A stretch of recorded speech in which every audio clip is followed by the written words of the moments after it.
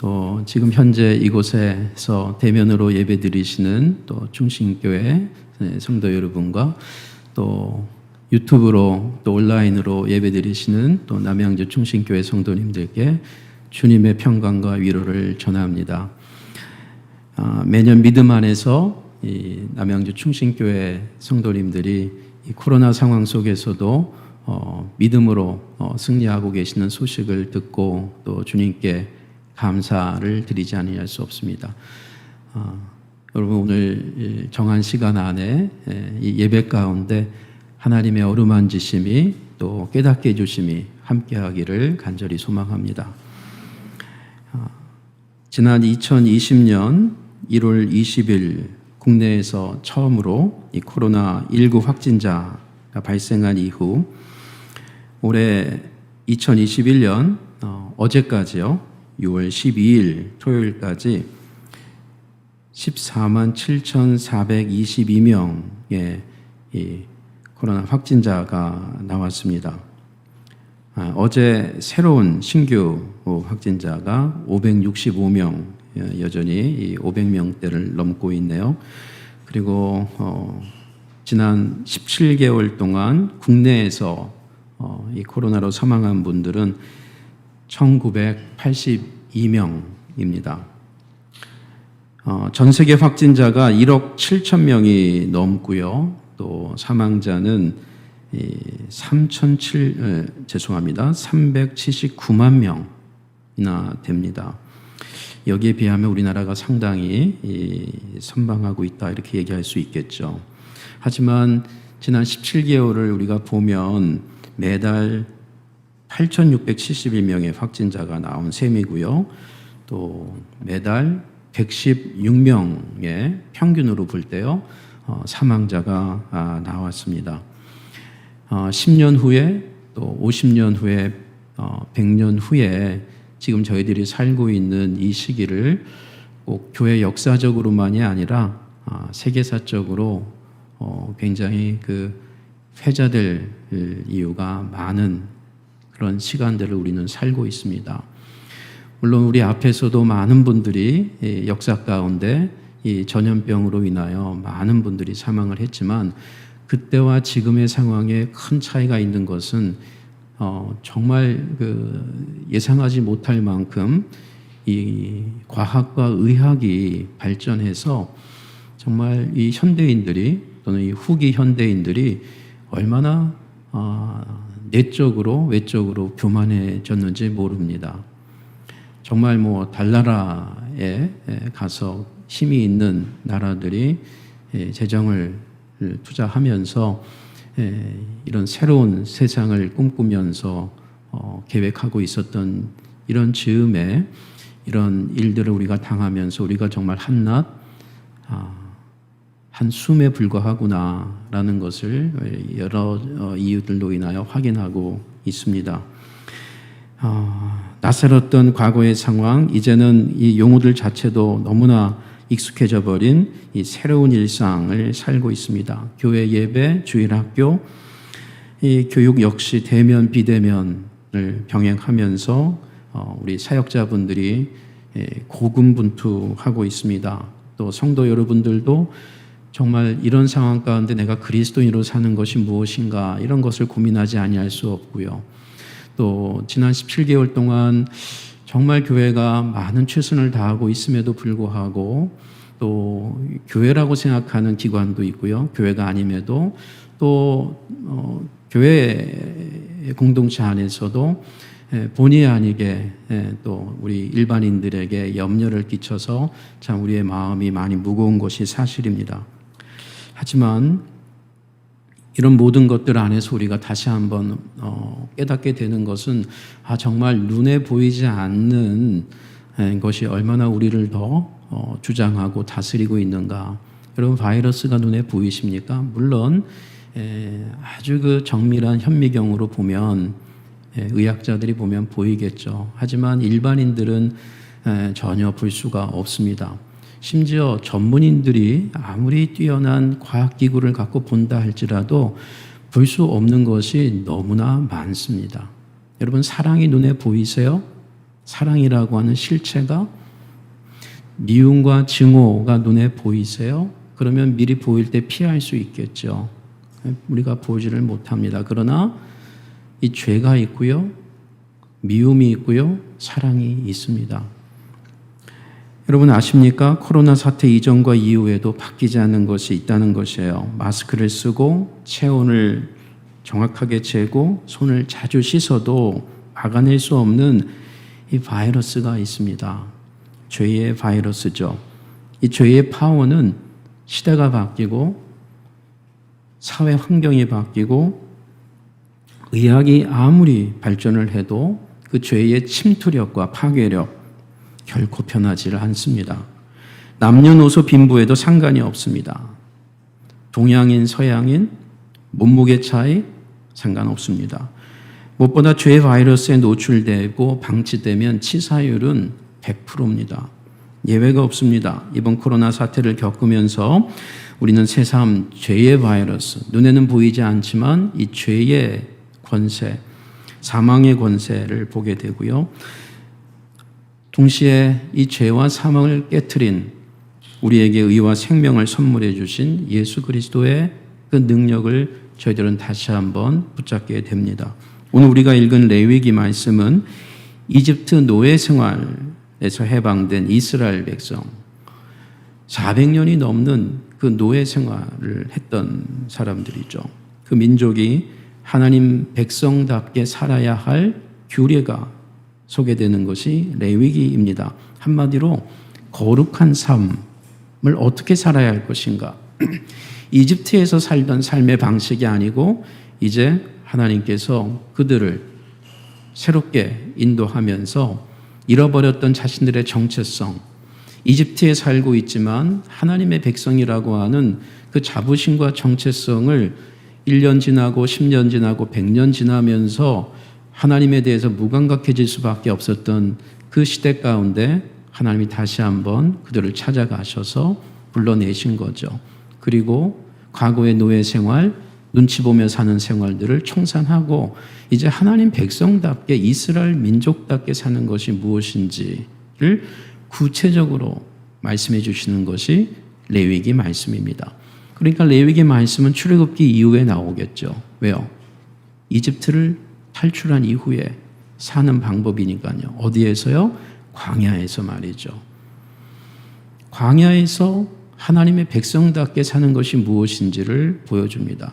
과거 그래도 나름 노예였지만 집이 있고 먹을 것이 늘상 제공됐던 그 이집트에서의 삶이 아니고 광야지만 자유민으로 무엇보다 하나님의 언약 백성으로 하나님과의 관계성 안에서 내가 누구인가, 우리 가정이 어떤 가정인가를 보여주는 데 있어서 이렇게 살아야 한다를 보여주는 게 레위기 말씀입니다. 이 레위기는요, 성막을 중심으로 소개가 됩니다. 거룩한 텐트죠, 성막. 이것이 나중에 발전해서 성전이 되는 것이죠. 고정된 장소에서 하나님을 예배할 수 있는 거룩한 처소가 성전이죠. 이 성막은 광야 생활 가운데 움직여야 하기 때문에 계속 거처에 머물 때에는 세우지만 움직일 때에는 들고 갈 수 있는 그런 거룩한 텐트였습니다.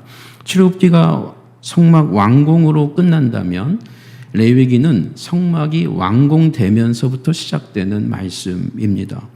성막을 섬기는 사람들이 레위 지파 사람들이었기 때문에 이스라엘 백성 가운데에서도 더 구별시켜서 이 성막 안에 들어올 수 있는 사람들로 한정한 사람들이 12지파 중에 레위 지파였죠. 그렇기 때문에 이 구약의 세 번째 책을 레위기, 이 레위 지파들이 주로 섬기는 성막에 초점이 있기 때문에 레위기라고 소개가 되고 있는 것입니다. 이 레위기의 전체가 27장이에요. 그런데 거의 반으로 딱 쪼개면 16장이 중간쯤 됩니다. 여러분, 레위기 16장 오늘 우리가 아침에 읽은 본문입니다. 이 레위기 16장은 전체 안에서의 이 가운데 역할, 분량면에서도 그렇지만 무엇보다 그 내용에 있어서 가장 중요한 중심 메시지를 차지합니다. 분량과 구조만이 아니라 그 내용에 있어서도 말이죠. 여기에서 이스라엘 모든 백성은 1년마다 지켜야 할 대속죄일이 소개됩니다. 이스라엘 백성, 개인, 가정, 온 민족이 공동체적으로 죄를 속하는, 씻어내는 1년에 단 한 차례가 대속죄일, Great Atonement, 대속죄일이라고 하는 것이요. 예수님 당시에도 대속죄일은 1년에 한 번씩 계속 지켰습니다. 사도행전을 보셔도 바울이 지키고 있습니다. 이 대속죄일은 어마어마한 날입니다. 이 대속죄일 날에는 대제사장 아론이, 물론 그 당시입니다. 대제사장 아론이 성소의 가장 중심 처소인 지성소, 가장 거룩한, 성소 안에서도 가장 거룩한 그 장소에 1년에 단 한 차례 들어갈 수 있는 유일한 날입니다. 그러니까 지성소라고 하는 공간이 있는데 성막 안에는요, 성전 안에는 이 지성소는 1년 365일 동안 늘 비어 있다가 1년에 딱 한 번만, 그것도 레위인들이 아니고 레위인들의 대표인 대제사장만 들어가는 날입니다. 법궤가 있는 곳이죠. 아론은 자신과 자기 집안의 죄를 위해 먼저 속죄 제사를 드려야 됩니다. 자신도 인간이라는 것을 1년에 한 차례는 반드시 하나님 앞에 깨닫고 고백하고 돌아보는 것이죠. 그래서 먼저 백성들을 속하기 전에 자기 자신을, 가정을 위해서 속죄 제사를 드려야 합니다. 이어서 이스라엘 모든 백성들의 죄를 위한 속죄 제사를 비로소 드릴 수 있는 날입니다. 여기서 주목할 것이 있습니다. 대속죄일에 아론이 희생 제물로 준비해야 되는 것이 두 숫 염소입니다. 염소 하나는 성소 안에서 또는 성전 안에서 드리는 일상의 희생 제사와 유사합니다. 성소 안에서 짐승을 죽이고 피를 뿌리고, 그리고 그 피를 제단에 뿌리면서 하나님께 죄를 속죄하는 거죠. 우리가 죽어야 마땅한 것인데, 그러나 그에게 전가시켜서 염소를 죽이는 것입니다. 성소 안에서 말이죠. 그런데 또 다른 염소가 있습니다. 그것은 이스라엘 진영 밖에서, 성소 밖에서만이 아니라, 성전 밖에서만이 아니라 이스라엘 백성들이 머물고 있는 그곳으로부터 멀리 떨어진 곳으로 보내는 또 다른 순염소가 있습니다. 특별히 성경은 그것을 광야로 내보내야 된다라고 합니다. 즉 사람이 살지 않고 있는 곳이죠. 유리하고 굶주리다가 처절하게 죽는 또 하나의 이 희생 제사를 성소 성전이 아닌 밖에서, 광야에서 죽게 합니다. 레위기 16장 6절 이하입니다. 아론은 자기를 위한 속죄제의 수송아지를 드리되 자기와 집안을 위하여 속죄하고, 또 그 두 염소를 가지고 회막문 여호와 앞에 두고 두 염소를 위하여 제비 뽑되 한 제비는 여호와를 위하고 또 한 제비는 아사셀을 위하여 할지며. 자, 두 염소를 뽑은 후에 어떤 것을 성소 안에서 희생 제사를 드리고 어떤 염소는 성막만이 아니라 이스라엘 진영 밖으로 광야로 보낼지를 제비를 뽑아 결정한다는 것입니다. 아론은 여호와를 위하여 제비 뽑은 염소를 속죄제로 드리고 아사셀을 위하여 제비 뽑은 염소는 산채로 여호와 앞에 두었다가 그것으로 속죄하고 아사셀을 위하여 광야로 보낼지니라. 아사셀에 대한 이 의미가 여러 견해들이 있는 것이 사실입니다만, 이 광야를 떠나는 염소라고 하는 견해가 매우 유력합니다. 이스라엘 백성들의 모든 희생 제물은 성막 안에서, 성전 안에서, 번제단에서 죽이는 것이고요. 피를 뿌려 속죄 제사를 드립니다. 이것은 나중에 이스라엘 백성들이 가나안 땅에 들어가서 솔로몬 이후에 성전이 건축되고 난 이후에도 이 대속죄일에 동일하게 하는 희생 제사입니다. 하지만 유독 1년 단 한 번 있는 대속죄일의 특정 염소 한 마리는 이스라엘 백성의 죄와 저주를 짊어지고 성소 바깥 이스라엘 진영 바깥으로 내보내야 했습니다. 자신들의 모든 죄악과 저주를 담당한 염소를 이스라엘 백성 진영 밖으로 완전히 격리시켰던 겁니다. 오늘날로 말하면은 자가격리를 시키는 거예요. 혼자 말이죠. 2주 정도가 아니고 영원토록. 그리고 그렇게 죽는 것입니다. 끔찍한 자가격리죠. 생각해 보세요. 2주 동안 자가격리할 때 음식을 주고 물을 갖다 주는 것이 아니고 그냥 혼자 끝까지 죽는 순간까지 자가격리하다가 죽어가는 것이. 어떻게 보면 희생제사는 성막 안에서는 단칼에 목을 베고 피를 뿌리고 각을 뜨고 하는 그 한 염소는 어찌 보면 행복한 염소죠.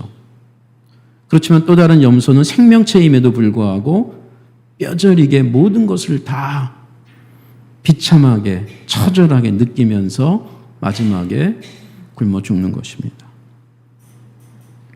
레위기 16장 21절 이하에 보면 아론은 그의 두 손으로 살아있는 염소의 머리에 안수하여 이스라엘 자손의 모든 불의와 그 범한 모든 죄를 아뢰고 그 죄를 염소의 머리에 두어 미리 정한 사람에게 맡겨 광야로 보낼지니. 22절 염소가 그들의 모든 불의를 지고 이 진영 밖으로 나가는 염소 말입니다.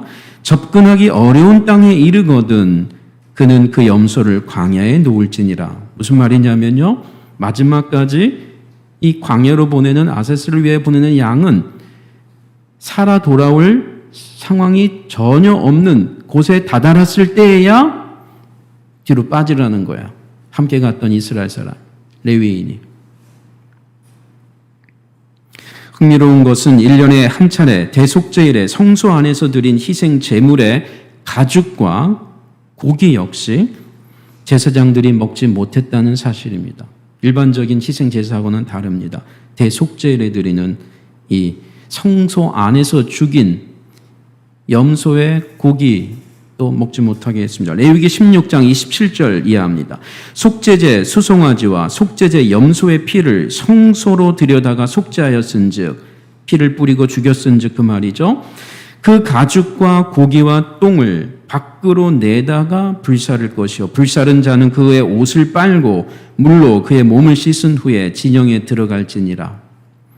이제 이 구약성경 레위기 16장을 잠시 접어두고 신약성경 히브리서 말씀을 생각해 보겠습니다. 히브리서 독자들은 이방 그리스도인들보다는 유대 그리스도인들이 중심을 차지했습니다. 그래서 책 이름이 히브리 그리스도인들을 염두에 둔 차원이었기 때문에 히브리서라고 불리게 됐습니다.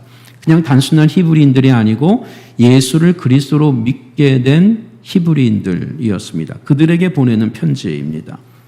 이들은 1세기 로마 제국 아래 모진 박해를 받기 시작했을 뿐 아니라 동족 유대교인들, 가족들, 친척들, 친구들, 동기들 이런 사람들로부터도 많은 모욕과 수치를 당했습니다. 왜냐하면 십자가에 못 박힌 나사렛 청년 예수를 우리들이 그동안 조상들이 믿어왔던 성경에 예언했던 그 메시아라고 믿는 것이 얼마나 얼토당토하지 않는 것을 그들은 알고 있었기 때문에 어떻게 메시아가, 다윗의 후손으로 오는 메시아가, 그렇게 많은 수많은 예언자들이 예언했던 그 영광스러운 메시아가 그렇게 십자가상에서 죽을 수가 있는가.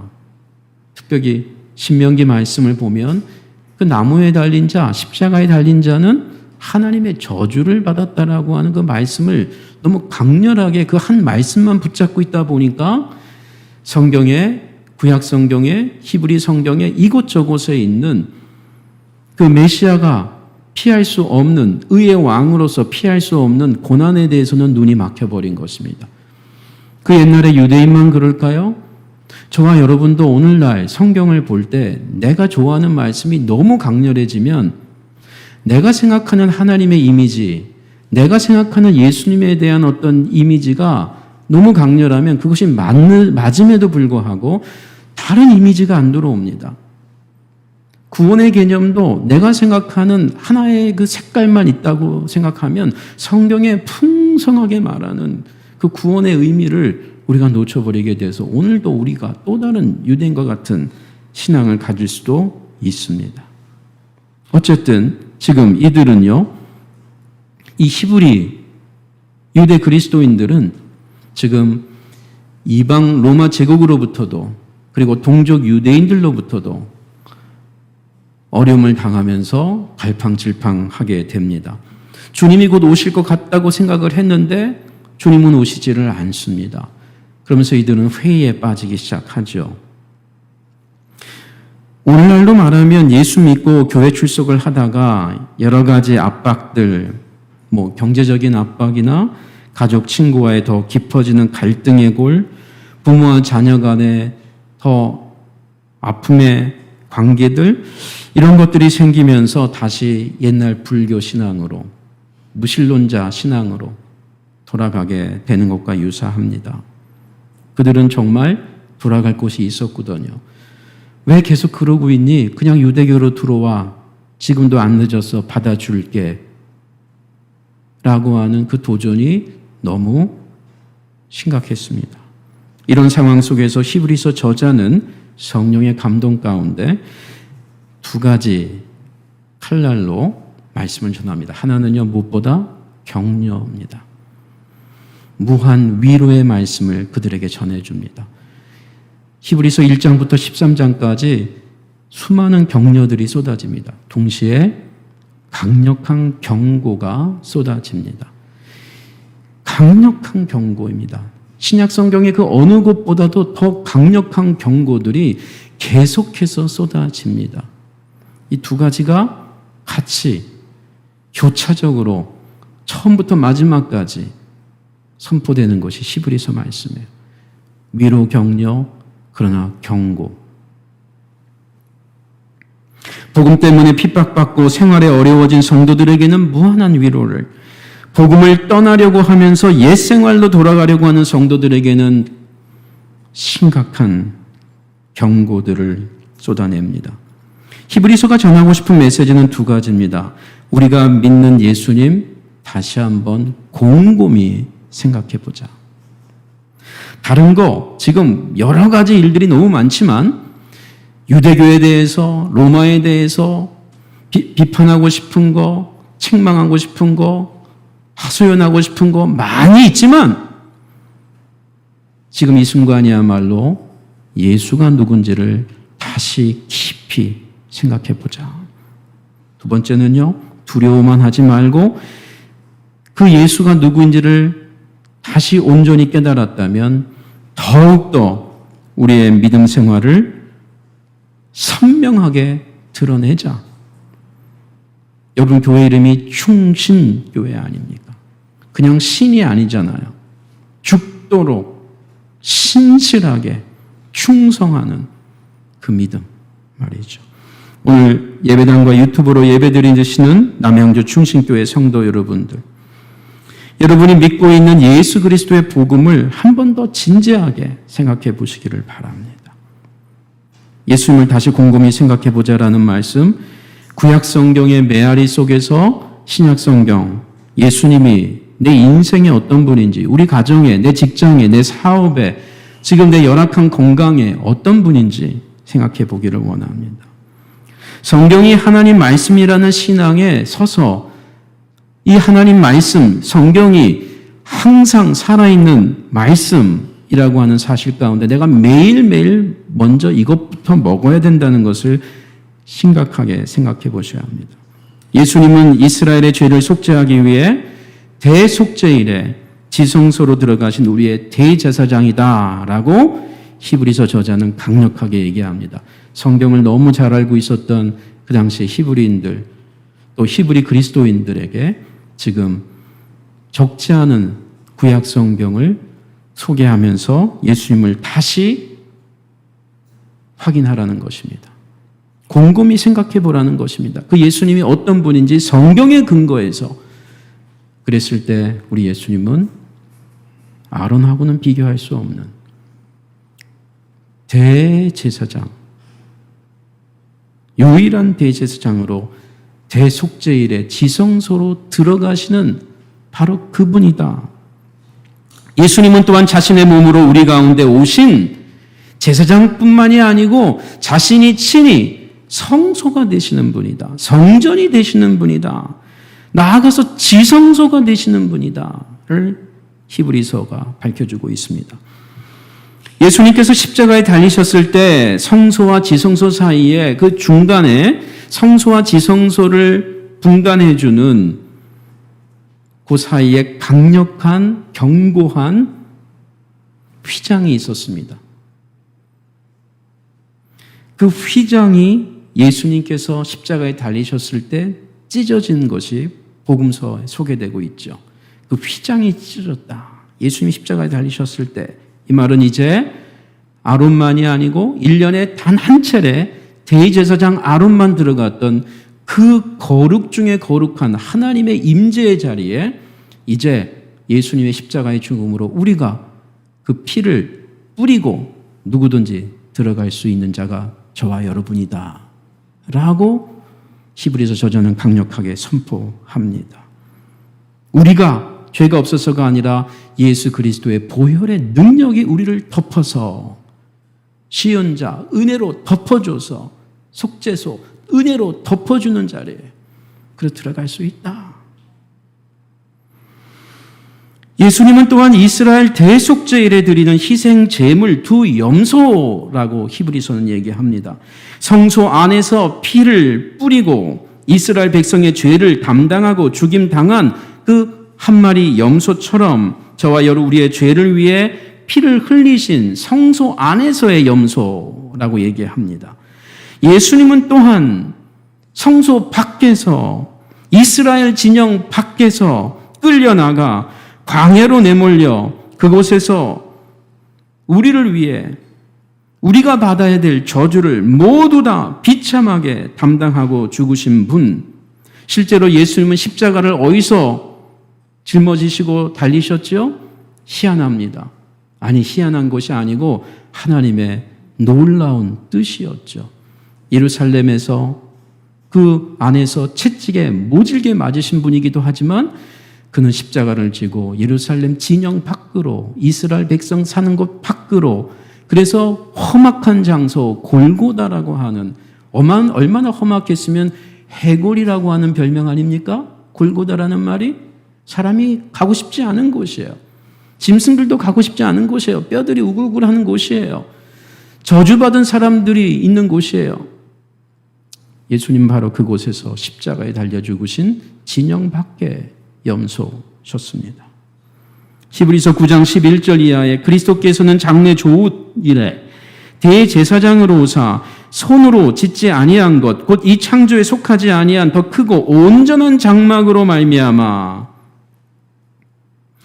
염소와 송아지의 피로 하지 아니하고 오직 자기의 피로 영원한 속죄를 이루사 단번에 성소에 들어가셨느니라. 여러분 이 단번에라는 말 이것은 한 번이자 영원히라는 말이에요. 이 히브리서에 자주 나오는 말입니다. 왜냐하면 제사장들은요, 특히 대제사장은 반복적으로 1년에 한 차례씩 반복적으로 매년 들어가야 됐어요. 또 대속죄일이 아닐지라도 중요한 절기 때마다 제사장들은 성소에 들어가고 성전에 들어가서 계속 희생 제사를 무한 반복 드려야 됐어요. 절기 때마다.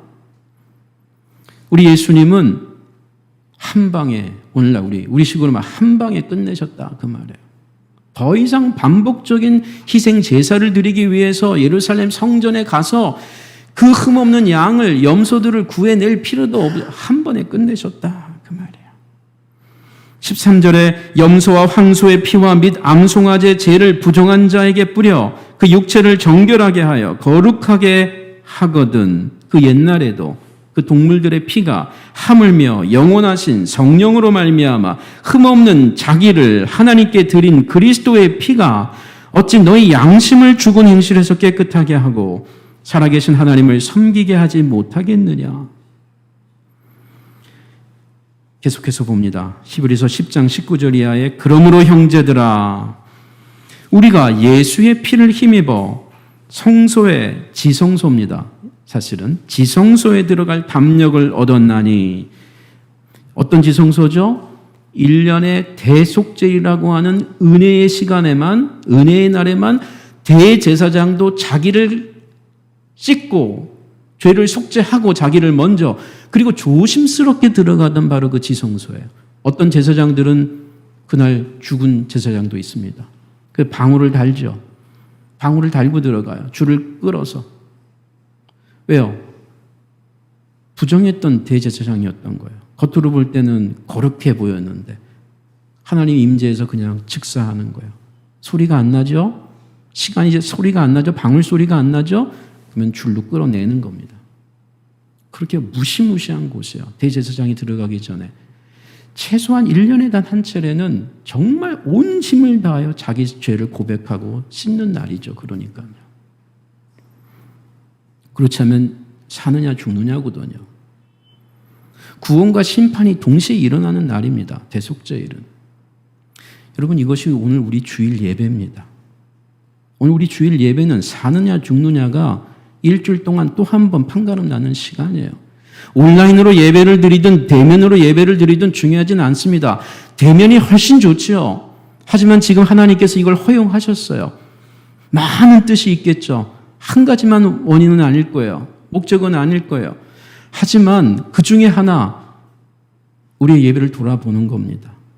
그동안 대면으로 예배 드리면서 우리가 얼마나 건성건성으로 인사하면서 얼마나 형식적인 말을 했는지, 보이지 않으신 영이신 하나님을 생각하기보다는 보이는 성도들, 보이는 숫자 민감한 우리가 아니었는가. 무엇보다 우리의 죄에 대해서 내가 속일 수 있다고 생각했던. 여러분, 생각해 보면요, 창세 이래로 지금까지 하나님 앞에 드린 예배는 어찌 보면 다 비대면이었어요. 오해하지 마세요. 비대면이 좋다는 얘기가 아니에요. 영이신 하나님을 우리가 언제 봤냐고요, 제대로. 여러분, 우리가 대면이라는 것은 사람과 사람을 볼 수 있으니까 대면인데, 여러분, 하나님을 창조 때부터 지금까지 눈으로 본 분은 없어요. 그러면 우린 항상 영과 진리로 예배 드린 것이에요. 비대면이었어요. 어떻게 보면 예배 본질이 말이죠. 핵심은 이것입니다. 대면이든 비대면이든 영이신 하나님을 우리가 감사하고 두려워하면서 예배를 드렸느냐라는 것이.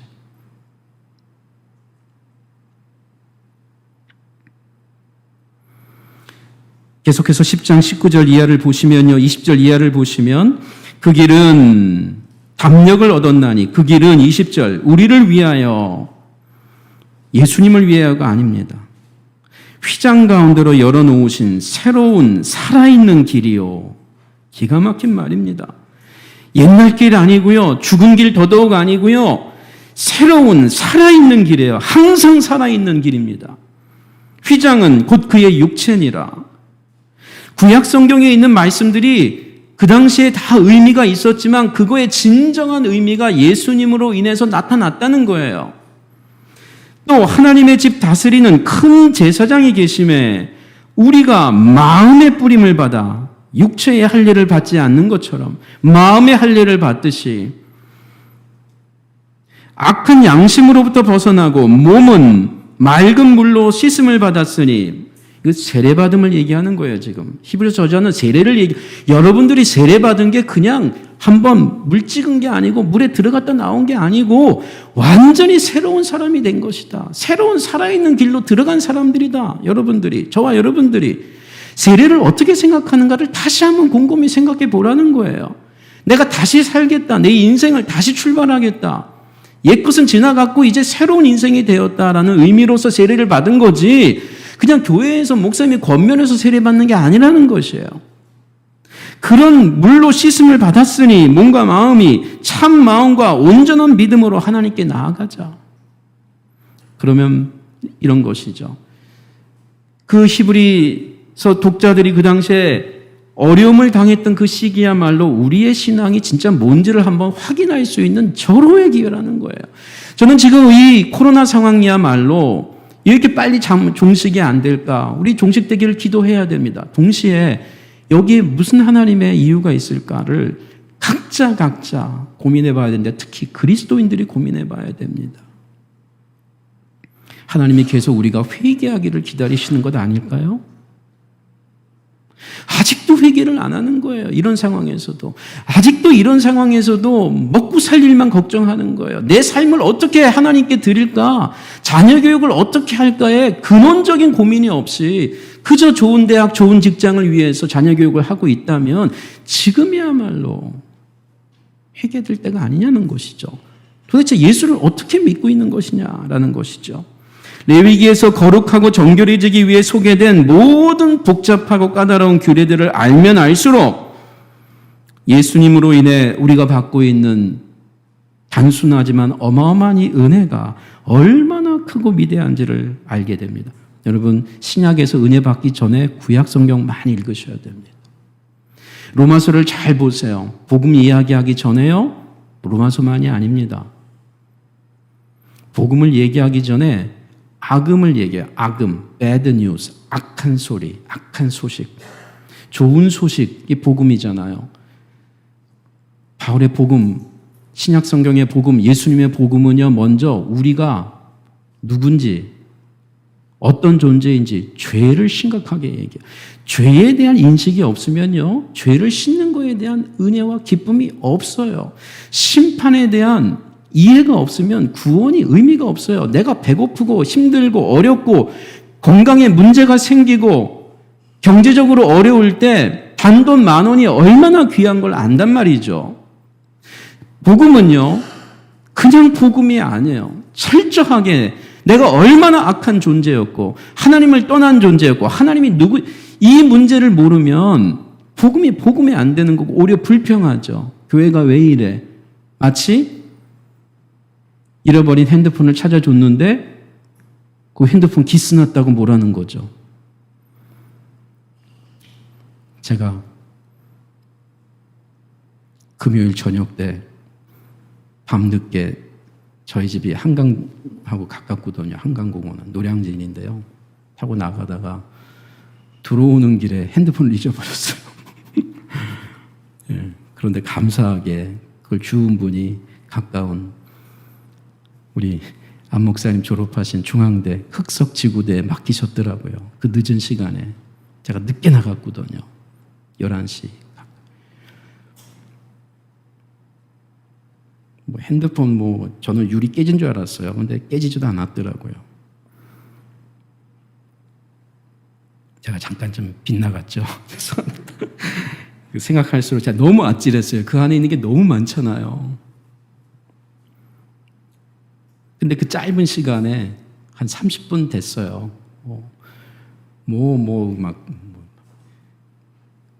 막 죄가 막 생각나는 거예요. 에?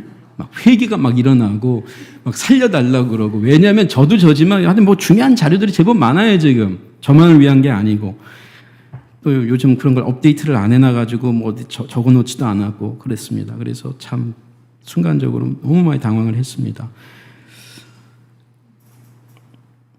여러분, 삶이 버겁고 주저앉고 싶을 때 먼저 생각해 봐야 될 것이 있습니다. 가장 먼저 말이죠. 내가 믿는 예수님이 누구신가? 난 정말 그분을 어떻게 믿고 있는가? 그냥 이웃집 아저씨처럼 믿고 있는가? 그래도 없는 것보단 있는 분이 낫지라는 식으로 이해하고 있는가? 아니면 그분만이 내 유일한, 다 없어져도 내 건강을 잃어도 난 그분을 잃을 수 없다라는 간절함이 있는가? 왜요?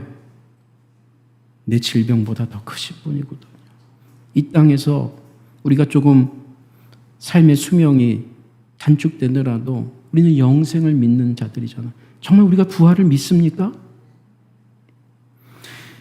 그분이 내 인생에 이미 베푸신 구원의 은혜를 다시 기억하고 회복해내는 것. 과거에 이미 죽었던 나 같은 죄인, 우리는 이미 죽었다는 거죠. 에베소서에 보면 죄와 허물로 죽었던이에요. 죽어가고 있는 게 아니에요. 죽었던 너희를 다시 살리신지라. 그게 저와 여러분의 인생의 시작이에요. 덤으로 사는 인생이란 말이에요. 그분의 놀라운 사랑을 의지하고 다시 일어서셔야 합니다. 불평, 아쉬움보다는 감사와 소망의 인생 되기를 원합니다. 자녀 때문에 힘든 성도가 계십니까? 남편 때문에? 경제적인 직장, 사업, 건강 때문에 여러분 살아있기 때문에 고민하고 걱정하는 것 아닐까요? 그렇다면 살아있음에 감사하고 언젠가 우리가 이 세상을 떠날 수밖에 없는데 이 살아있을 때 우리가 할 수 있는 일들, 할 수 있음에 대해서 감사하기를 원합니다. 질병으로 고생하는 60대 남자가 있었습니다. 건강이 안 좋다 보니 매사에 의욕이 없었겠죠. 그런데 이 사람이 집 앞에 큰 바위가 하나 있었다고 합니다. 집을 들어가고 나오는데 굉장히 불편했던 거예요.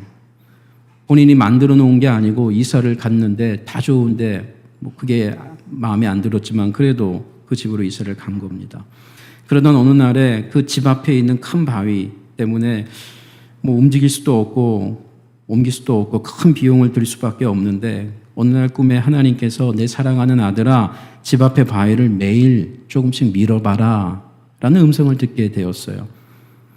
이 남자는 하나님이 바위에 옮길 힘을 주신다고 확신하고 매일 아침 저녁으로 이 바위를 밀었다고 합니다. 믿음이 좋은 분이죠. 그렇죠? 산을 옮길 만한 믿음인데 산은 아니고 이건 바위 정도인데 이 음성을 나에게 주셨으니까 간증하고 싶었겠죠. 그래서 너무나 선명한 꿈이어서 말이죠. 6개월이 지나자 바위가 움직이지 않았어요. 회의와 불만이 가득 찼겠죠. 1m도 움직이지 않았던 거예요. 너무 서운하고 억울해서 눈물을 펑펑 흘렸습니다. 그리고 그날 밤에 다시 하나님이 꿈에 나타나셨어요. 내 사랑하는 아들아 왜 그렇게 슬퍼하니?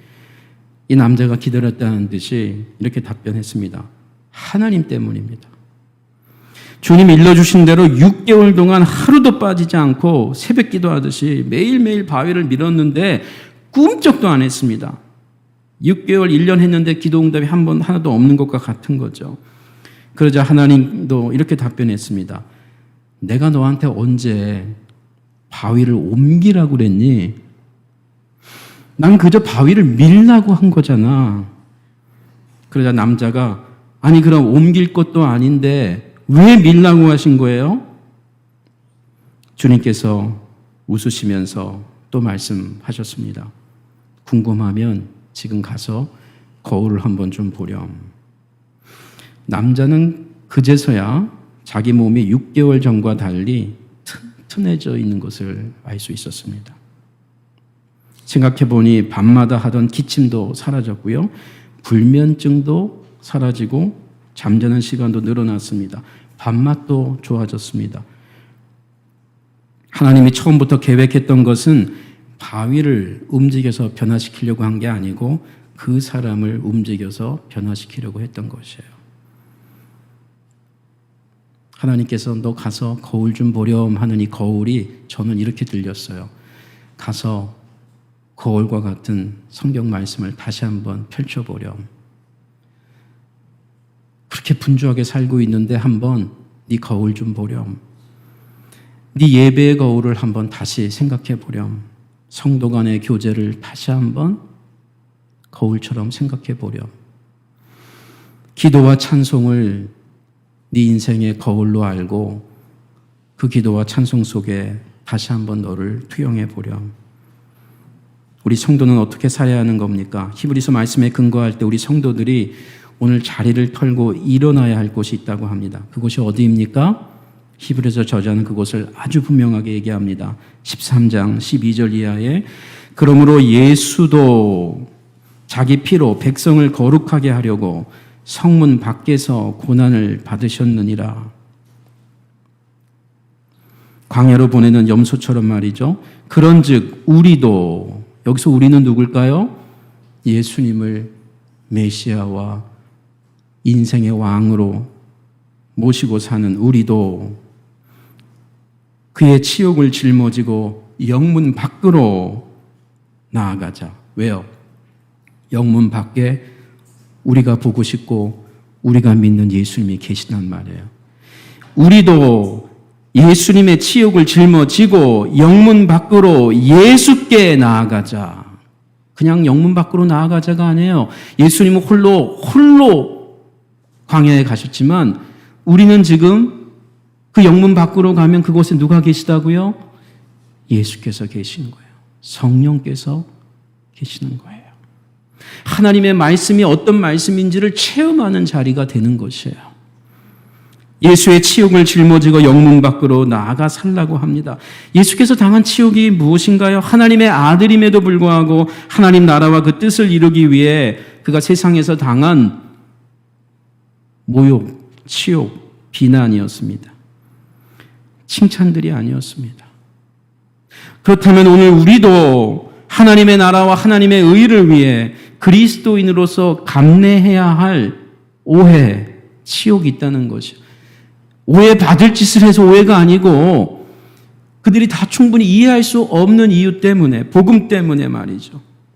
마태복음 6장 33절 이하에 그런즉 너희는 먼저 그의 나라와 그의 의를 구하라. 그리하면 이 모든 것을 너희에게 더하시리라. 그러므로 내일 일을 위하여 염려하지 말라. 내일 일은 내일이 염려할 것이요 한날의 괴로움은 그날로 족하니라. 여러분 여기서 예수님이 과장하시는 거 아세요? 기가 막힌 과장법을 쓰십니다. 내일 일 염려하지 말라 그러면서 내일 일은 너가 아니고 내일이 염려한다. 주어가 내일이에요. 내일이 내일을 염려하니까 네가 네 인생의 주어가 아니고 그러니까 내일 일을 네가 네 인생의 주인인 것처럼 염려하지 말라는 거예요. 우리가 내일 일을 염려할 게 있습니다. 근심할 게 있어요. 그런데 네가 네 인생의 주인인 것처럼 내일의 주인이 너인 것처럼 내일의 주인은 우리가 아니죠. 내일의 주인은 최소한 내일이고 내일의 주인은 무엇보다 하나님이세요. 내가 내 자녀들의 주인인 것처럼 그렇게 염려하지 말라는 거예요. 자녀를 위해서 최선을 다하세요. 하지만 자녀들의 주인이 나라고 부모라고 생각하는 거는 그거는 아니에요. 자녀들의 일은 자녀들이 걱정하게 하실 것이요. 그런 말이에요. 그럼 자녀들이 다 감당할 수 있겠습니까? 아니죠. 자녀 문제가 아니고 하나님이 자녀들의 주인이라는 거예요. 남편의 주인도 아내가 아니고 하나님 아버지라는 것이에요. 그래서 하나님 아버지를 주인으로 모시는 사람들은 내일 일을 어떻게 걱정합니까? 걱정을 하더라도 기도하는 거예요. 기도하는 거예요. 그래서 왜? 내가 다 감당할 수 없는 내일이기 때문에.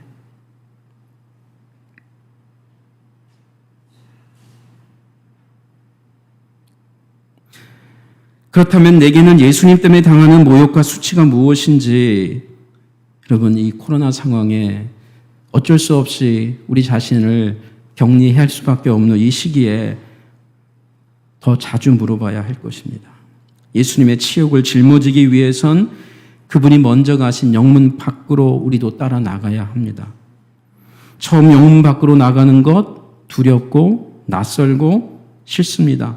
하지만 한 번, 두 번 나가다 보면 거기서 간증들이 생깁니다. 예수 믿는 재미가 생긴다고요. 왜 우리가 성경 말씀이 이전과 같이 옛날에 순수했을 학생 때만큼 안 다가옵니까? 우리가 세상을 너무 잘 아는 거예요.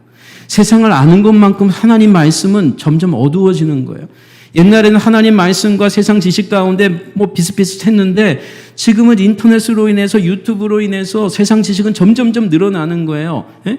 심지어 요즘은 당근 마켓도 있고요. 너무 많아요. 너무 많아요. 그리고 당근 그러잖아요.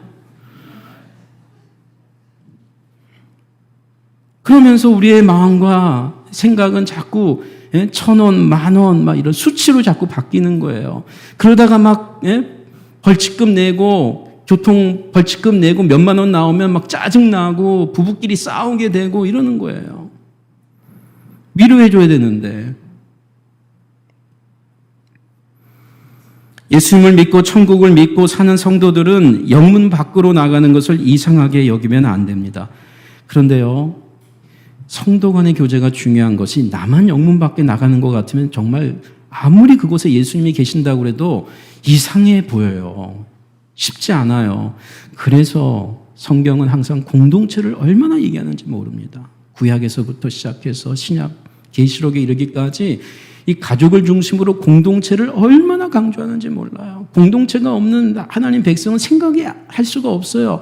그 점에서 이 코로나 상황에서 정말 우리가 기도하고 또 기도해야 될 것은 교회의 공동체성이 약해질 것을 여러분 걱정하셔야 돼요. 어떤 분들은 신앙이 있는 분들은 오히려 이 시기에 더 좋을 수도 있어요. 근데 약한 성도들은 여지없이 무너지거든요. 근데 무엇보다 공동체성은 다 희석됩니다. 이게 가장 큰 아픔이에요, 지금. 혼자가 점점 편해지는 거예요. 혼자 예배드리는 게 편해지고 혼자 찬송이 편해지는 거예요. 여러분, 나 말고요. 목사님 말고 사모님 말고 장로님들 말고 청년 한 사람이 영문 밖에 있을 때 도전이 되고 긴장이 되는 거예요. 그리고 용기가 나는 거예요. 그래서 나도 나갈 수 있다는 거예요. 영문 안은 우리 그리스도인들이 머물러야 할 영원한 도성이 아닙니다. 영문 안은 말이죠. 그 당시에 유대인들에게 영문 안은 어딘가요? 예루살렘이에요. 수도 예루살렘이에요. 성전이 있는 그 성전이 있는 예루살렘이에요. 사내들인 공회원들이 있는 예루살렘이에요. 특혜가 있고 많은 혜택이 있는 예루살렘.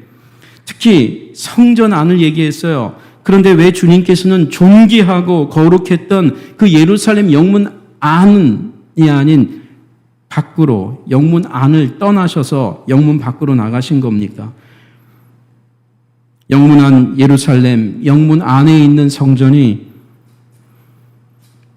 위선과 거짓의 성전이 도시가 되어버렸기 때문입니다.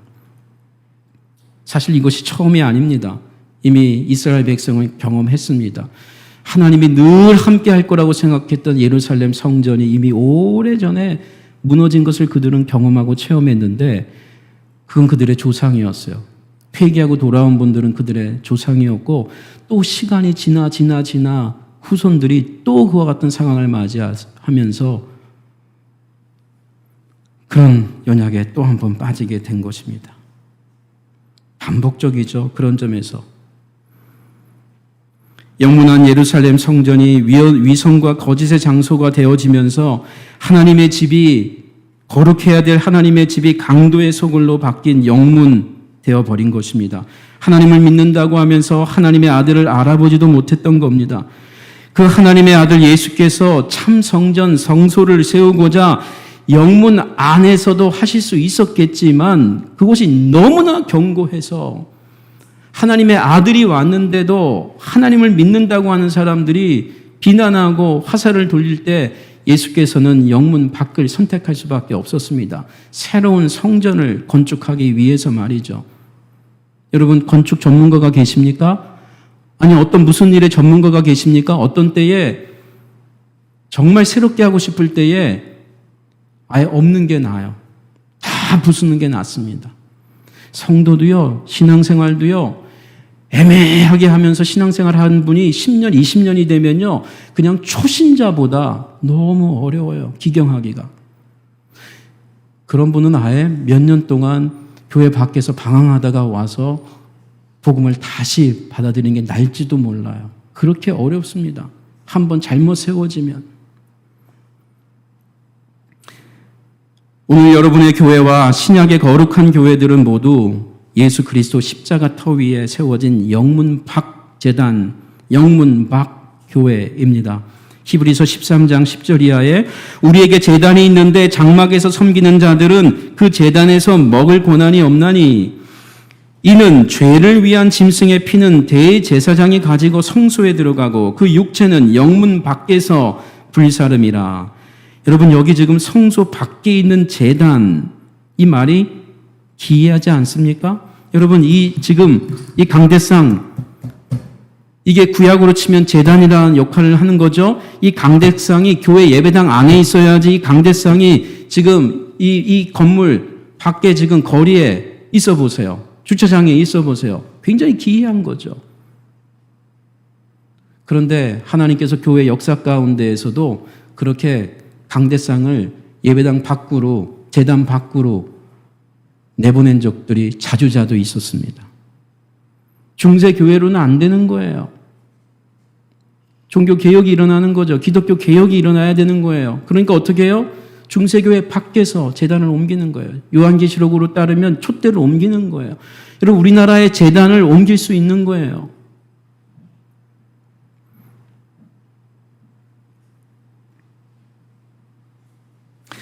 그럼에도 불구하고 언제부터인가 어떤 그리스도인들과 교회들은 예수 그리스도의 제단을 다시 자신들의 영문 안으로 더 깊숙이 안전하게 집어넣으려고 합니다. 그렇다면 오늘 우리가 떠나야 될 영문 안은 어디입니까?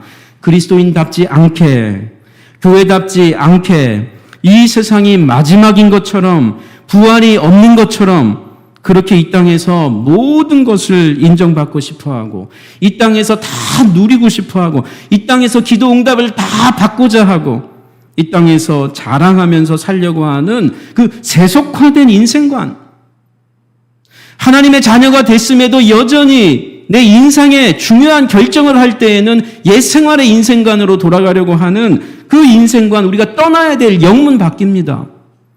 그리스도인들이 언제부터인가 자랑하고 뽐내는 것이 세상 사람들이 자랑하고 뽐내는 것과 별반 달라 보이지 않을 때가 있습니다.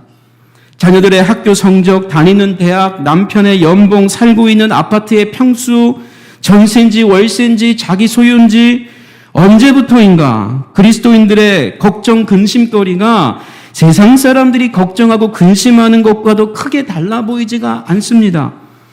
교회 성도들의 기도 제목과 불교 신자들의 기도 제목에 점점 동일해지고 있습니다. 물론 우리 그리스도인들도 이 세상 사람들을 모두 달라야 한다는 것은 아닙니다. 문제는 그들과 달라야만 하는 그 내용까지도 점점 줄어들거나 사라지고 있다는 것입니다. 우리 성도들은 이 세상에 살면서도 하나님 나라의 부자가 되기를 원합니다. 왜냐하면 이 땅에는 영원한 아파트가 없거든요. 영원한 명예도 없고요. 영원한 연봉도 없고 영원한 건강도 없습니다. 그래서 히브리서 13장 8절은 우리에게 영원히 있는 분을 소개합니다. 예수 그리스도는 어제나 오늘이나 영원토록 동일하시니라. 성경은 우리가 영문 밖 제단에서 드려야 할 제사를 뭐라고 말하고 있죠? 히브리서 13장 15절 이하에 그러므로 우리는 예수로 말미암아 항상 찬송의 제사를 하나님께 드리자. 영문 밖에서 드려야 될 우리 제단의 내용입니다. 이는 그 이름을 증언하는 입술의 열매니라. 그 이름을 인정하는 삶이에요. 여러분, 우리가 하나님께 영광 돌린다는 말 하죠. 영광을 어떨 때 돌릴까요?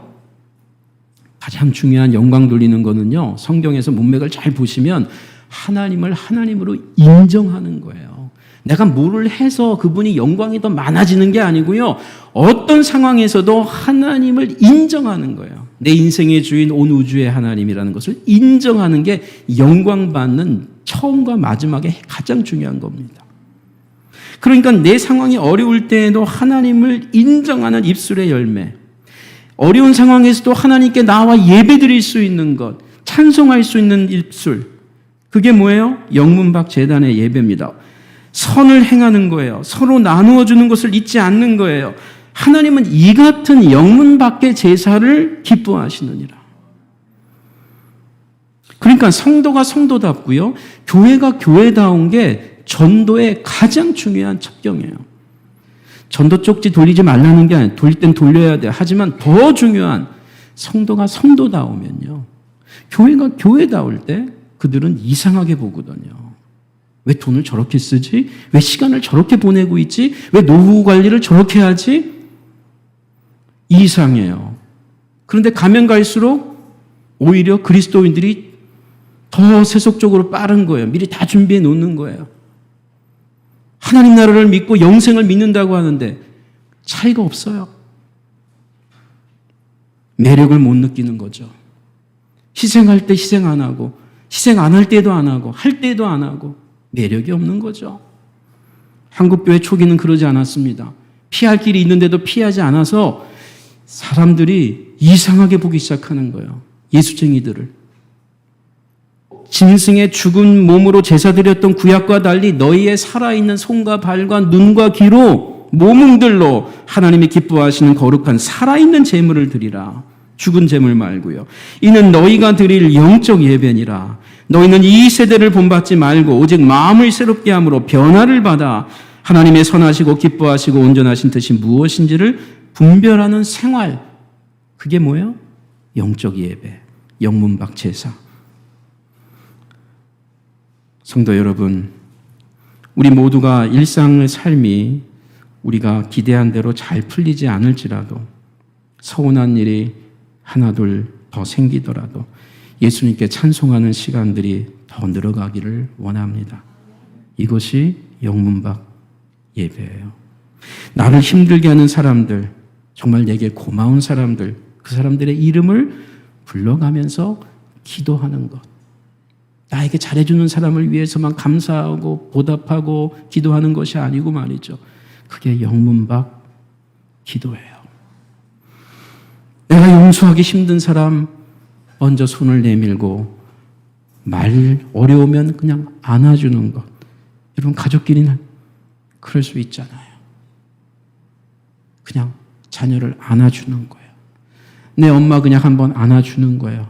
내 어머니 그 한국 사회가 어려울 때 그렇게 태어나셔서 남편에게 그렇게 어려움 당하고 80세, 90세 되셔가지고 너무 험악한 인생들을 사신 분들이거든요. 우리나라의 80대, 90대, 70대에 해당하는 분들이. 그러니까 안에 상처들이 없으면 정상인이 아니죠. 인간인데 그러니까 조금만 해도 오해를 잘하고 그러는 거예요. 이해가 되는 거예요. 우리는 좋은 환경에서 자랐잖아요. 비교적 우리 부모님들보다는. 용서해 주는 거예요. 그냥 안아주는 거예요. 도와주는 겁니다. 내 안에 그럴 때 하나님의 나라가 임합니다. 우리 주님께서 이 모든 것을 기억하시고 여러분에게 상 베푸시는 이인 것을 믿고 나아가시기를 바랍니다. 남양주 충신교회가 이런 교회 되기를 원합니다. 하나님 고맙습니다. 일부에 나오신 성도님들 또 온라인으로 예배드리는 분들 한 분 한 분 저들의 상한 심령을 터치해 주시고 고쳐주시고 회복시켜 주옵소서. 우리 안 목사님, 사모님 귀한 안식오를 맞으며 새로운 힘으로 하늘의 위로와 능력을 공급받게 하옵소서. 모든 성도님들 가운데 주의 선한 일이 일어나게 하옵소서. 예수님 이름으로 기도하옵나이다. 아멘.